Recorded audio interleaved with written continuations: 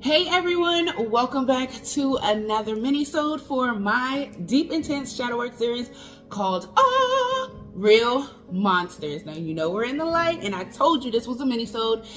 Y'all, we are not gonna even worry about a minisode for episode 7 because I told y'all when I don't have the energy for certain people, I just don't have the energy, and that was all the energy that I was going to give those circus freaks. So episode 7 will not have a minisode, but I did want to go over some of the receipts from episode 8. So I'm going to insert a clip here of me pulling those receipts first of all, and then we're going to get into looking and taking a little deeper dive into some of these receipts. Okay, this is receipt collection for part 1. This basket has all of my records in it. It survived the fire. This is what I need. As you can see, it has been in the fire. All of this stuff was in the fire. It survived the fire. But these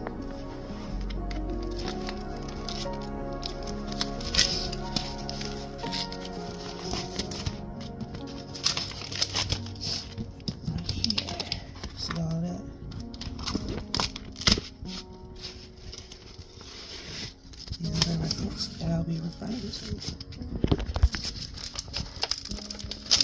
I gotta pull them apart though.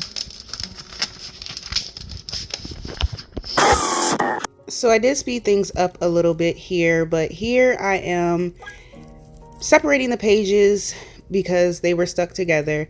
Now, I don't know if you guys could hear how stuck the pages were to the actual folder, but I had to tug at it a little bit and you could hear it unsticking itself when I pulled these out of that folder.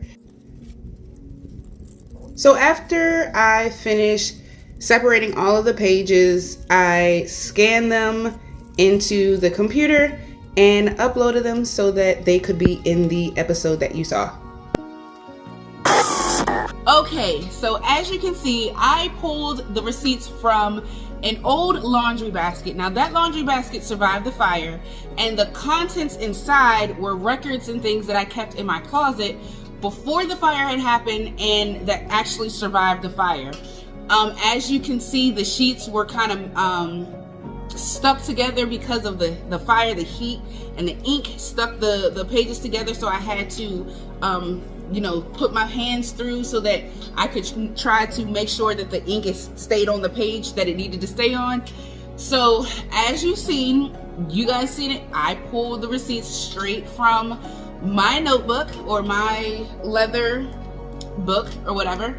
And it was important for me to show the receipts that I showed, and I didn't go past, I believe, February of 2011, I believe it was, and there's a reason for that.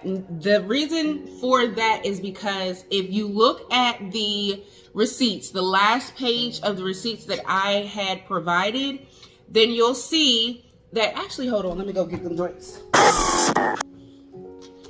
Okay, let's go through the receipts. Now, I'm not going to go through everything line by line because this is a mini, so we ain't got all the time. And there's only a couple of things that I want to touch on. First thing being, the bill started August 2010, and the reason being is because I purchased the home in the middle of June 2010, and so they gave me 30 days of like a grace period type of situation. I think they kind of do that for everybody that purchases a home. But they gave me like a 30-day grace period type of situation, so I didn't have to pay any bills in July. Everything started August 2010. Okay, so if you had went through the receipts and you stopped and paused and looked or whatever, blew it up, whatever you had to do, then you'll see that he started off kind of strong. He started off in August giving me, you know, half for well, not necessarily half, but almost half for the mortgage. I paid all of daycare for August, as you can see. He gave me partial for the electric bill. Car and stuff was mine. So I put like all of my stuff on here or whatever. But he was not really paying towards daycare. One time he gave me $10, and then after that it was nothing. So he wasn't helping me with daycare. And then it went from you giving me half the first month to like you not even giving me like much of anything after that. Like it kept dwindling. So the first month he gave me $420. That wasn't necessarily half, but I went with it. He gave me $420. September he gave me $310, and this is for mortgage. Okay, he gave me $310. Now mind you, our mortgage was only $860.70 at the time. Okay, so there's no reason why this motherfucker couldn't come in halfway, you know what I'm saying, with the mortgage or whatever. But September he gave me $310 to my $550.70. Then it got worse. October he gave me $150 to my $710.70. Then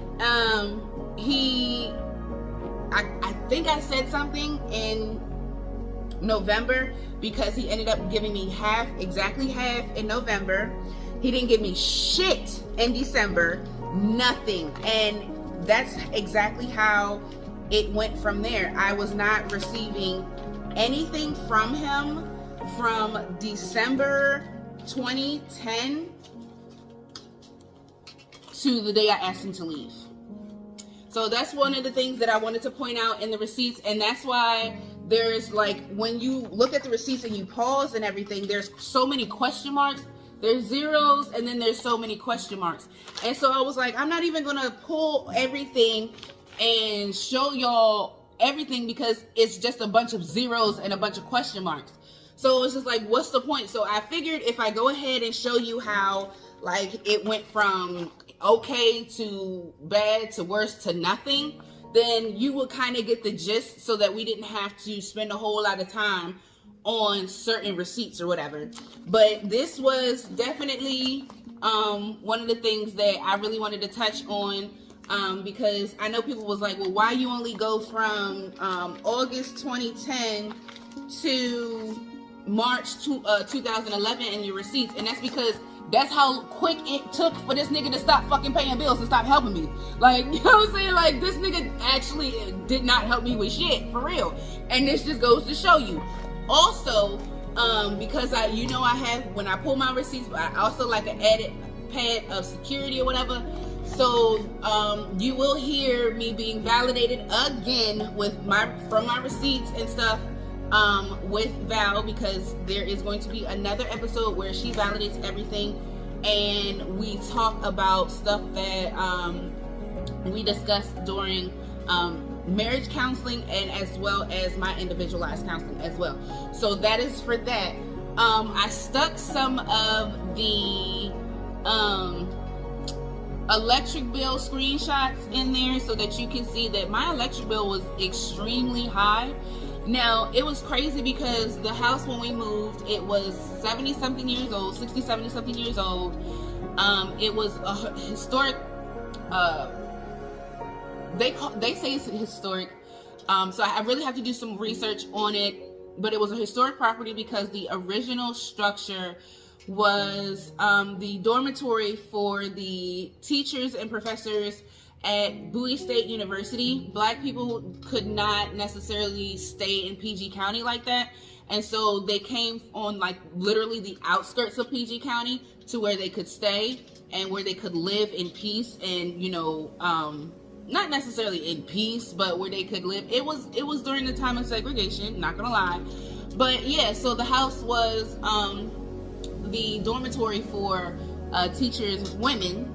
It was an all-woman household, but it was a place for the professors, the lady professors at Bowie State University. So I love the fact that that was something that was incorporated in the house. I went to Bowie State University as well, so I kind of felt like it was just everything just coming together, and it was just something that was in alignment for me to really purchase this property.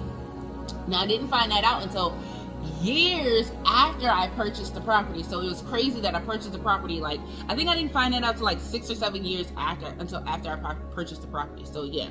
But the electric bill, because it was an old house and it really needed to be rewired, and that's part of the issue that the cause of the fire. That's actually the cause of the fire. It was an electrical issue, but the house needed to be rewired, and so the electric bill was always astronomical, and he knew that. And it was just, the electric bill was crazy for a house that was just a little over 1,100 square feet. Like, it was not even that big. It was just as big as a daggone 3-bedroom apartment, for real. Like, it was not that big. So I take it back. It was a little bigger than 3-bedroom apartment, but still, it wasn't, a whole lot of house. And for the electric bill to be upwards in the 500s and stuff, that was crazy. You know what I'm saying? And for me to, be financially responsible for the entire household and not really receive, I'm not gonna say not really receive. I could say not really receive, because I do want to give him credit for this, for the couple of months that he did. But like, honestly, y'all, like, he was in the house for, I've been in this house for 14 years now. So he was in the house over 10 years, and I was paying everything. I was supporting him by myself for 10 years. So that was just crazy to me. But I just wanted to touch on a couple of things in regards to receipts. Also, I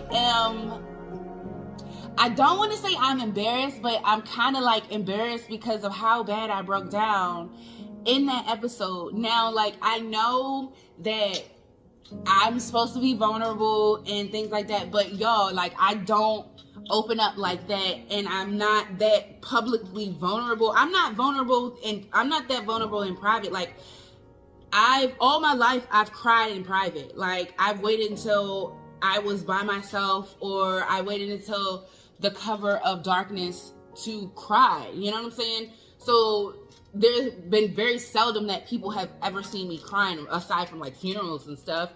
But like, I don't show emotions publicly like that unless I'm like happy and joyful and things like that. But oh my goodness, it was a lot for me to, number one, record, and then number two, to actually sit there and watch it back. I actually cried again watching it, because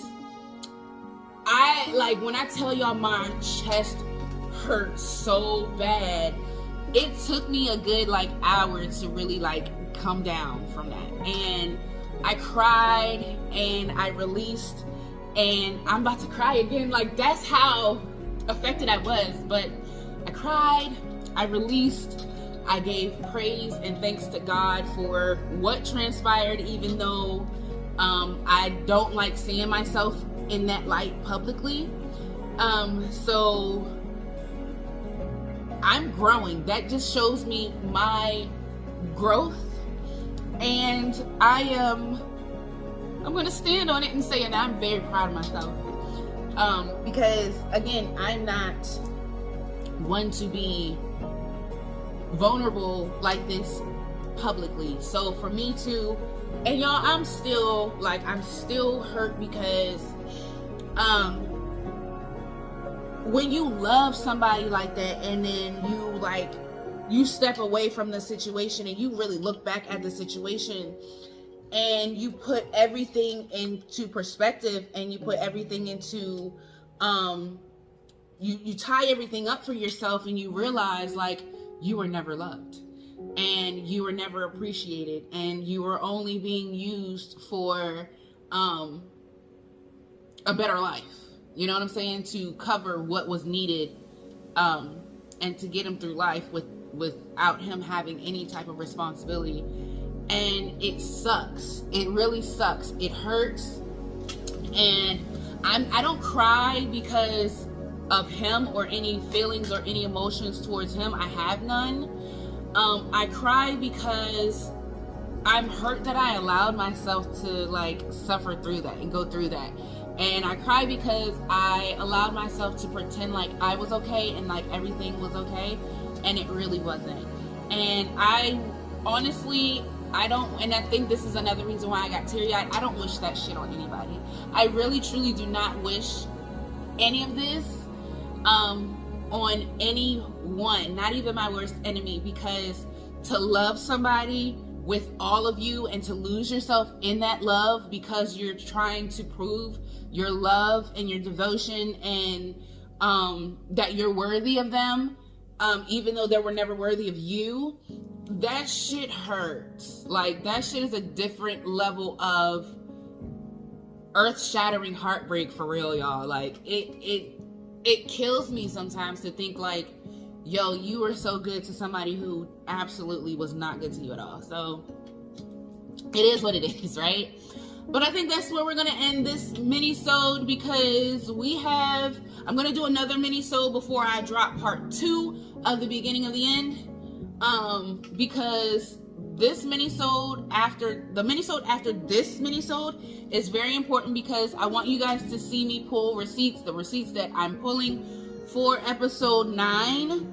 It's super important that you guys see how I pull the receipts and all of that stuff, because it has dates and everything on it. So I'll see y'all in the next I'll see y'all in the next mini-sode. Talk to you later. Bye.